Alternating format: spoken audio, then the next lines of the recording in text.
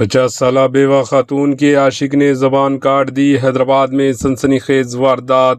حیدرآباد کی کشائی police station limits میں ایک دل دہلا دینے والا واقعہ پیش آیا، جہاں ایک شخص نے اپنے ساتھ رہنے والی خاتون کی زبان کاٹ کر فرار ہو گیا۔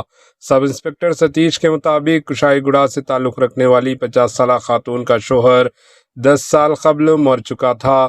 نوین نامی شخص سے واقفیت کے بعد وہ گزشتہ 6 مہینے سے اس کے ساتھ رہ رہی تھی۔ جاریہ ماہ کی 22 تاریخ کی آدھی رات دونوں کے درمیان کسی بات پر جھگڑا ہوا۔